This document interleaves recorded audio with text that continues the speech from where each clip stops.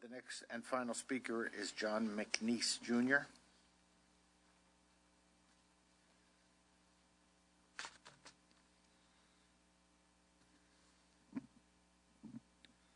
Members of the board, I speak to you today not as a politician or a member of the media for that matter, but as a normal, concerned citizen of this fair state and country. The problems that I'm here to address today involve the current happenings down at Ground Zero. That the public is being robbed of a true World Trade Center and 9/11 memorial due to a few in power who think they can decide our fate for us. How can you honestly say that this so-called grand master plan that has had a strong opposition rather than support from 9/11 families and the people of New York since the very beginning, and still continue to use public funds to build it? How in the right mind can you have a plan that is so hated by the general public and yet continues to be built on public property and funded by billions of dollars of public taxes from the citizens of New York and New Jersey? I mean, I just don't get how that makes any real sense at all.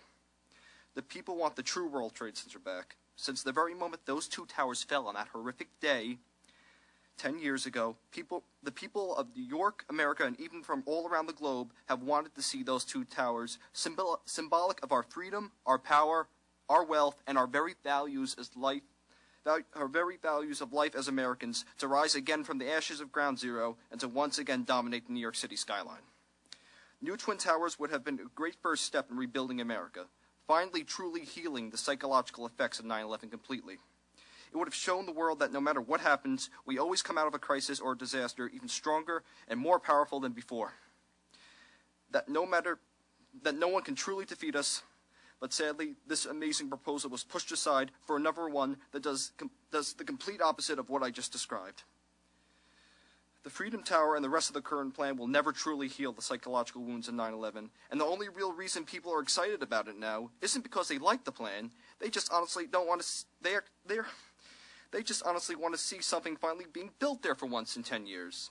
They're only excited about the progress, not really about the structures being built there. But I honestly know that the public would rather see two new 21st century Twin Towers loom once again over Lower Manhattan than a glorified tombstone that resembles tyranny rather than freedom.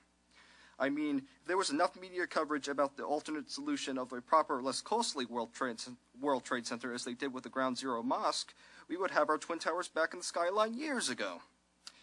And what's the point for boycotting the Ground Zero Mosque anyway? Why resist? The terrorists have already won with us building the current planned memorial rather than rebuilding the Twin Towers. They permanently altered our skyline. They have changed the way we live forever, and if you ask me, that's all the victory Al-Qaeda really needs. But always remember, we still have time to alter this outcome. We can still cap off the Freedom Tower now and rename it World Trade Center Building Number 6 and build two new 21st century Twin Towers alongside the 9/11 memorial. There's still enough time to make Ground Zero into Ground Hero. Thank you. Thank you. Before we move the consent calendar, I'd like to recognize Commissioner Bauer, who has some